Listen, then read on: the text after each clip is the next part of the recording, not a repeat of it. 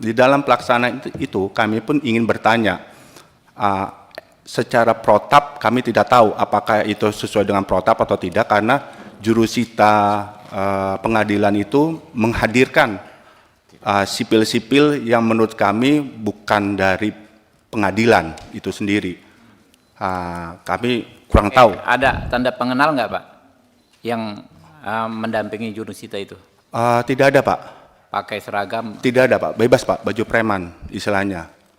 Nah, jurusita itu memang membawa polisi, membawa Satpol PP, dan membawa tentara.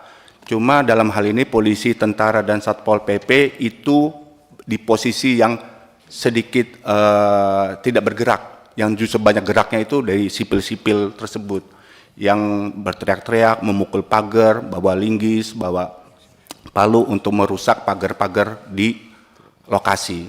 Nah, disitulah almarhum tangannya terkena palu pada saat ingin menghalangi. Terkena palu maksudnya seperti apa? Bisa diceritakan Pak? Ada orang memukul tangannya dengan palu? Orang dari yang melakukan eksekusi tersebut? Betul, tapi bukan petugas PN. Bukan, ya bukan. Benar. Orang yang Bapak bilang tadi, sipil tadi, memegang palu, memukul almarhum?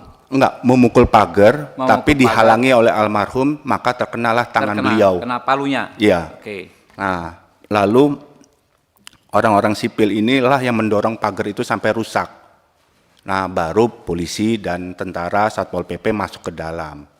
Gitu, Pak.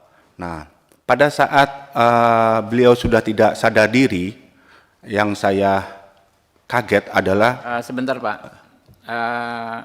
dari tangannya terkena palu sampai tidak sadar diri itu kejadiannya seperti apa? Apakah ada terhimpit, didorong, atau seperti apa? Selihat saya Pak ya, karena saya ada di lokasi pada saat itu, dadanya beliau itu didorong dan dipukul. Didorong dan dipukul? Ya. Oleh orang yang melakukan eksekusi tersebut? Betul Pak. Oke. Nah, karena itu terjadilah kehilangan kesadaran dari Pak Hanif. Lalu dibopong oleh pihak jurusita Asri Mainur. Nah, pada saat itu posisi itu Pak Hanif sudah tidak sadar diri, lalu dibaringkan. Nah, yang saya kaget ada pengambilan sidik jari dari pihak kepolisian pada saat Pak Hanif dalam keadaan tidak sadar diri.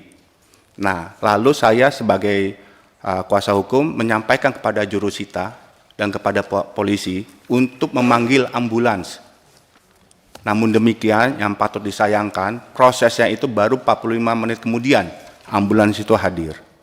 Jadi tidak ada pertolongan pertama yang dilakukan oleh pihak jurusita maupun pihak kepolisian.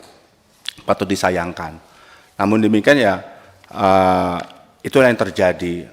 Nah, pas 45 menit kemudian, Pak Hanif itu dibawa ke Rumah Sakit Mayapada dalam keadaan sudah meninggal dunia.